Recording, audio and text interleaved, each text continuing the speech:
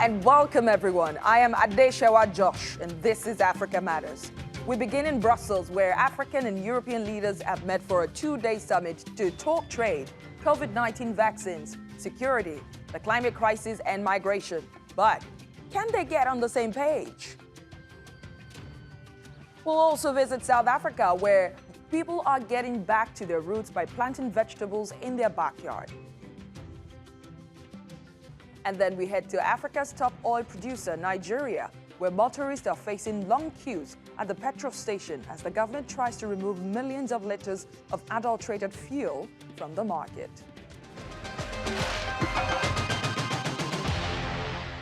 European leaders say they are trying to forge a new alliance with their African counterparts that goes beyond financial assistance and aid.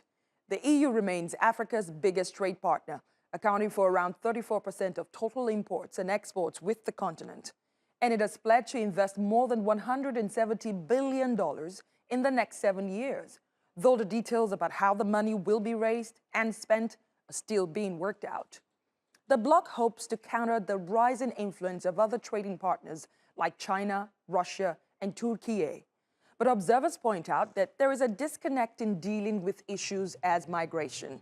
Europeans are concerned that political instability and insecurity in the Sahel region, as well as fewer job opportunities in Africa, could push more people to try and reach Europe. The EU's focus is on preventing undocumented migration, facilitating returns, creating jobs, and building skills and talents in Africa. But the AU wants to talk about an expansion of legal pathways for economic migrants who are in search of a better life, and assisted voluntary returns for those who have failed to get asylum or overstayed their welcome in Europe.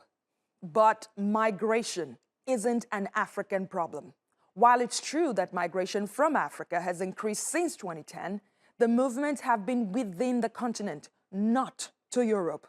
Only 3% of Africa's 1.3 billion people live outside their home countries, compared to 8.5% of the European population. So, where are Africans actually going, and what are just myths?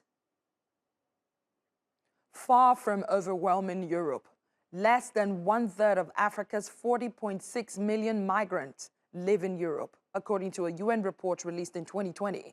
That's less than 13% of the entire European population. The report also says that the EU has more migrants from Asia and other non-EU member countries than from Africa. More than half of African migrants live within the African continent. South Africa and Ivory Coast host more than 5 million migrants. And while many migrants are decried as burdens on local services, Africans in Europe are mostly educated young people seeking better economic prospects, and they constitute a large part of the healthcare workforce in many African countries, including Germany.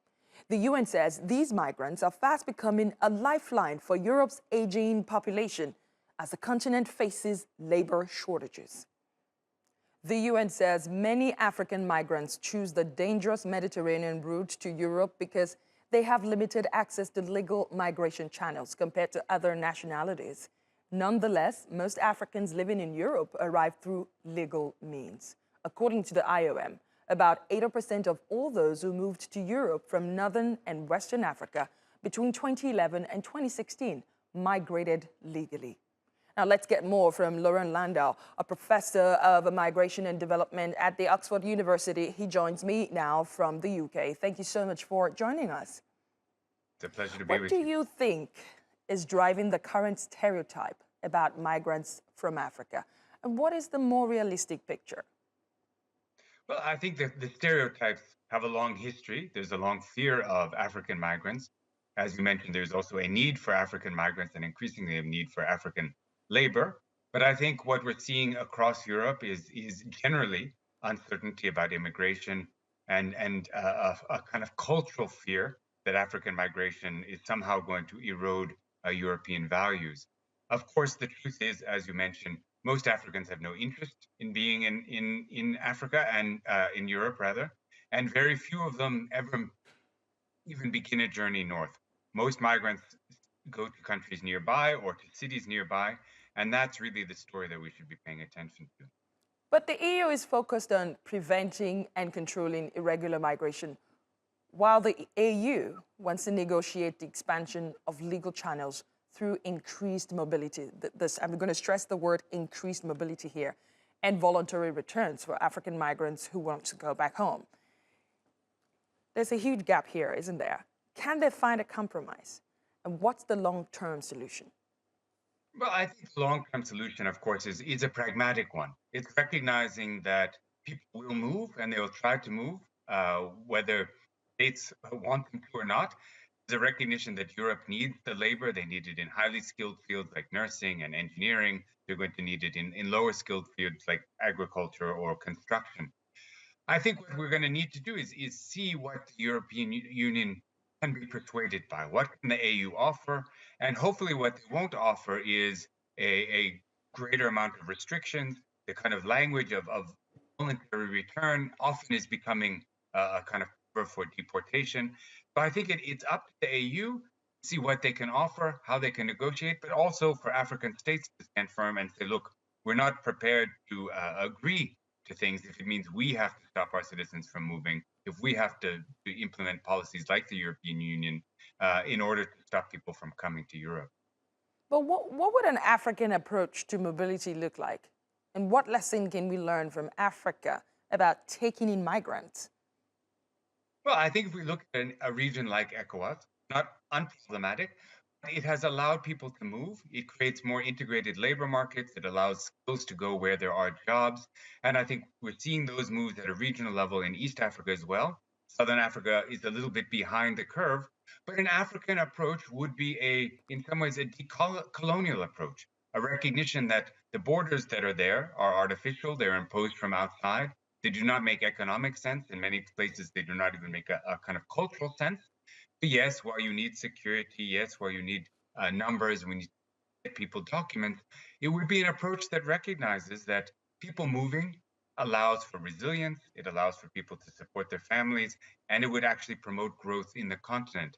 People moving outside is an important part of that story, brings in valuable remittances, it allows people to get education and to make a contribution. But really, an African story should be about managing movement within the continent. Right. Before I let you go, are there any other practical ways to change the perception, the stereotype that, Africa is trying to empty itself into Europe? Just to change the whole idea, the thinking change the whole narrative. Street. I think what we need to do is have people from business, from the unions, from others saying, look, we want to protect these people. We need them. They're valuable. And to perhaps change the discourse. It's not, yes, we need to show the fact that most people are not going to Europe. But even if people are coming to Europe, and there will be people who continue to do so, that this is not a threat, but this is a resource for Europe and it's a resource for Africa. And hopefully that kind of narrative, if it's coming from the right voices, can catch on. That's a good one, if it's coming from the right voices. Loren Landau, a professor of migration and development at the Oxford University, thank you so much for speaking to Africa Matters. Pleasure. We have more stories coming up for you here on Africa Matters. Plus, I am Nsepeng Mutema. I'll tell you how people in this township are creating home vegetable gardens and challenging perceptions that growing your own food is low class. Nigeria's national oil company, NNPC, says it has recalled millions of liters of adulterated petrol after motorists complained that the fuel had damaged their vehicles. The oil regulator accused 4 traders of importing tainted fuel and has been trying to remove it from circulation. Timothy Obiezu has more from Abuja. This is a typical example of what can be seen at pump stations in Abuja, the Nigerian capital. The fuel scarcity here is well into its 3rd week, and some stations like this one are now working fewer hours, saying their supplies have been depleted. But the commuters you can see on this queue stretching many meters have decided to wait anyway, hoping to get lucky. Many bus stops across the city are overflowing with passengers, but there are fewer vehicles available to take them at escalated fees. Commuters say getting around these days has become too difficult, and many are opting to stay at home. We have been here since 5 a.m., since 5 o'clock. Yesterday I was outside from 7 a.m. to 3 p.m. You know, this is really affecting, the movement. We can't go to work, our kids going to school and all that. Nigeria's National Petroleum Commission, NNPC, blames the scarcity on its withdrawal of over 170 million barrels of adulterated petrol imported from Europe last month. The oil regulator has indicted 4 oil operators for the import and said it's working to fix the problem soon. On Tuesday, NNPC released a statement saying it had commenced 24-hour operations at various outlets in order to restore normal supply and distribution, and that it has over 1 billion liters of petrol in store. But many residents say that promise is yet to change status quo. Around this area, so this is the only filling station that is selling. Yes. Area is not selling. The other Owando is not selling. They are not selling, so who they give out to? Yes. They don't give out to anybody now. If they give out to person, we forget the filling station. We forget even the queues. We don't queue to buy fuel before. Meanwhile, black market dealers hawking petrol on the streets are taking advantage of desperate buyers and making excess profits 6 to 8 times over the pump price of petrol per litre. In South Africa's township of Soweto, small groups of people are planting seeds to change attitudes about home gardens. Historically, families grew a variety of vegetables in their backyards to feed themselves. But in the last 2 decades, it has become popular to replace those veggie patches with concrete paving or manicured lawns. Nsepeng Motema meets the people bucking this trend and encouraging communities to go back to their roots. Intent on turning Soweto green, members of this urban farming project called Skangala tend to their vegetable garden. The name is a play on words, mixing dumpsite with we are being naughty here. These guerrilla gardeners are reclaiming municipal property that used to be overgrown and littered with trash. They began planting here 2 years ago during the peak of the COVID-19 pandemic. The greatest joke is that it came out of sheer panic. Lockdown, level 5, COVID-19 is here, people are losing jobs. So why don't we secure ourselves by cleaning the dump sites and actually planting food, at the same time keeping our mind off the stress. The initiative has now expanded to encourage people in townships across South Africa to start growing their own food. They've already partnered with a nearby school whose garden had been unused for years. The group hopes that with time, they will start changing people's attitudes towards farming. It is such a sad narrative that people, how people look at growing your own food. It's almost like that's for poor people. I mean, I've got a friend that told me he's got a massive yard. I'm like, dude, can we use your yard in the meantime? It's like, no, what are people gonna think of me? I've got money, I buy. And I'm thinking, but we need to change that mindset. Historically, people in townships had gardens in their front and backyards for fresh produce. But with time, many started to move away from this practice. As a sign of upward mobility, people pave their yards. Because of the legacy of the apartheid housing policies, people need to accommodate expanding families on very small plots of land. So typically, as families grow, they build extra rooms which take up what might otherwise be green spaces or vegetable gardens. But it's also about perceptions. In aspirational communities in Soweto, people who grow their own food are seen as lower class. In another part of Soweto, Loli Chauke is also on a mission of self-sufficiency. His strategy is to reach people in their homes. He creates gardens for families and teaches how to care for them. I'm trying to assist and introduce this thing that if we want things to be done, we can do it. We don't have to wait for somebody from Eastern Cape, Limpopo, because those are the provinces that provide us with food. We can produce our own food. Chauke too began working with the soil at the onset of the pandemic after he and his wife lost their jobs. As a former tour guide with no prior knowledge of gardening, he turned to YouTube and asked his neighbors to get involved.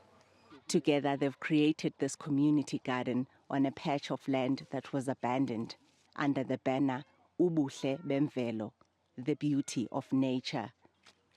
They say that although they believe it's the government's duty to look after its citizens, they want to prove that communities don't always need to wait for the state to come to their rescue. Ntshepeng Motema, Africa Matters, Soweto. In many developing countries, access to electricity from a grid is still considered a luxury.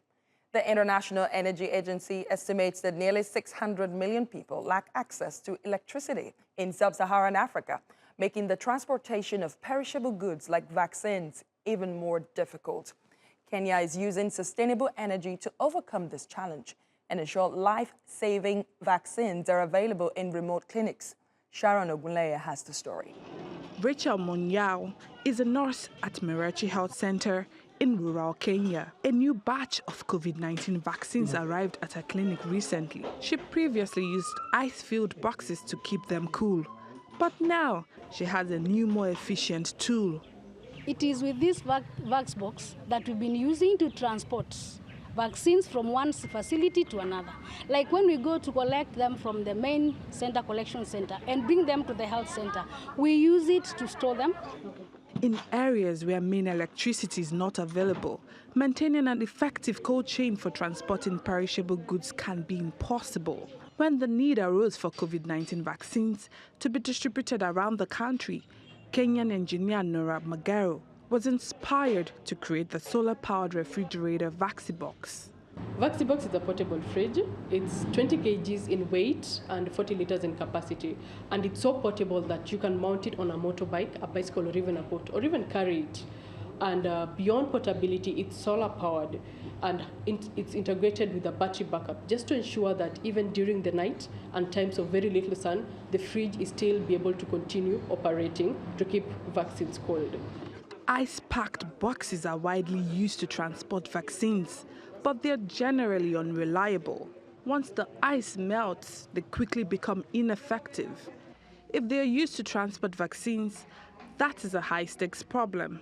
Very important to monitor the temperature at which vaccines are stored at any one point without missing an opportunity. Because if it's not monitored, it means the temperature could spike, rendering the vaccines non-viable. And when it's not noticed, there is a possibility that a child can get that vaccine that has no potency or very little efficacy. They get a placebo, and that's a missed opportunity for quality healthcare and complete vaccination for a child. The boxes are big enough to store around 3,000 doses, and they take 2 hours of sunlight to fully charge. The VaxiBox solar-powered vaccine container, the fact that it maintains the temperatures between 2 to 10 means that it actually maintains the temperature required to transport vaccines such as AstraZeneca for the required period. Understand it can maintain the temperature for up to 9 hours, and that's long enough to transport vaccine from one region to another, especially in remote regions of this country. For off-the-grid communities, the VaxiBox could be a game changer in the fight against coronavirus. Sharon Ogunleye, Africa Matters. You're watching Africa Matters, and here's a roundup of stories making news across the continent. France and its European partners have agreed to pull out their troops from Mali, but they will remain in the Sahel region until June. French troops have been involved in the fight against armed militants in Mali for more than a decade, but relations between Paris and Bamako have deteriorated since the military took over the government and postponed elections until 2025. It has also deployed Russian private military contractors, which some European countries say is incompatible with their mission. In Burkina Faso, military leader Paul-Henri Sandaogo Damiba has been sworn in as president just 3 weeks after a coup toppled the country's elected president, Christian Kabore. In a televised ceremony, Damiba promised to deal with rising insecurity, which he cited as a reason for ousting the previous government. Thousands of Liberians celebrated the 200-year anniversary of the birth of the country with a mass rally in the capital, Monrovia. Founded as a colony in 1822 by former U.S. slaves, the West African state became Africa's first republic 25 years later. The government is planning to hold events throughout 2022 to celebrate the bicentenary that it hopes will attract members of the Liberian diaspora as well as Black Americans. The South African High Court has dismissed former President Jacob Zuma's request to remove the lead prosecutor from his corruption trial. Zuma had argued that the state advocate, Billy Downer, was biased against him, but the judge said the appeal lacked a reasonable chance of success.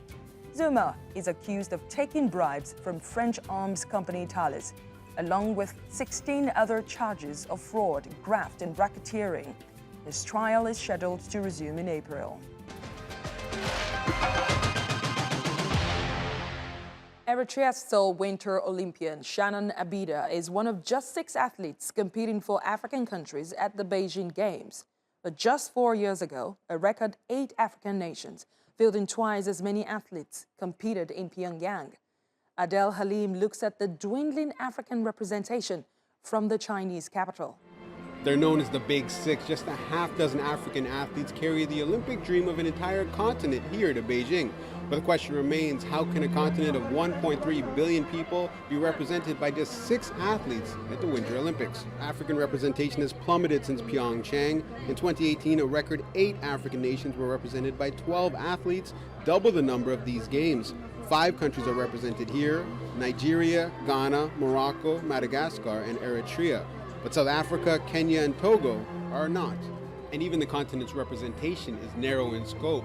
Alpine and cross-country skiing are the only sports in which African athletes are represented. There is 0 African representation in skating rinks like this one.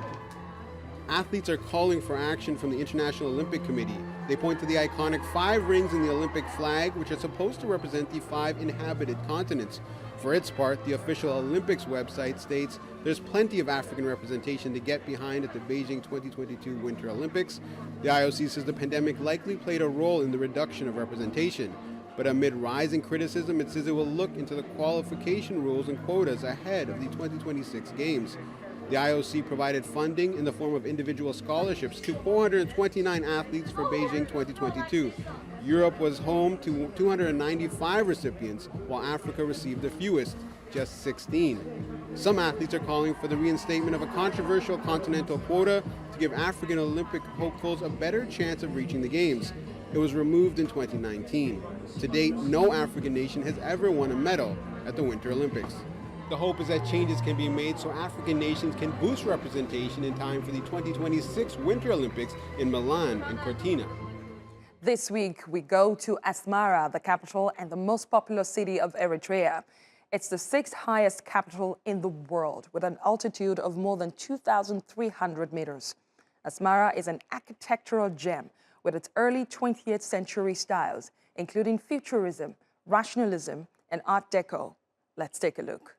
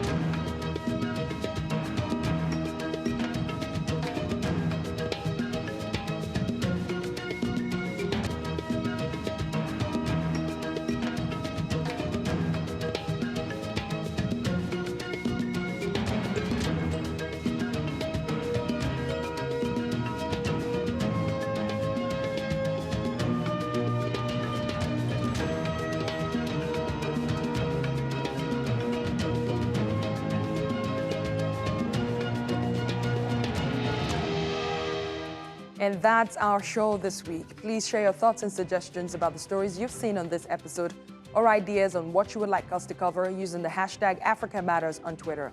Feel free to reach out to me on my personal handle @AdeshawaJosh. You can watch this episode and more on YouTube. Just search Africa Matters. Like, comment, and share. We'll leave you with these images from across the continent.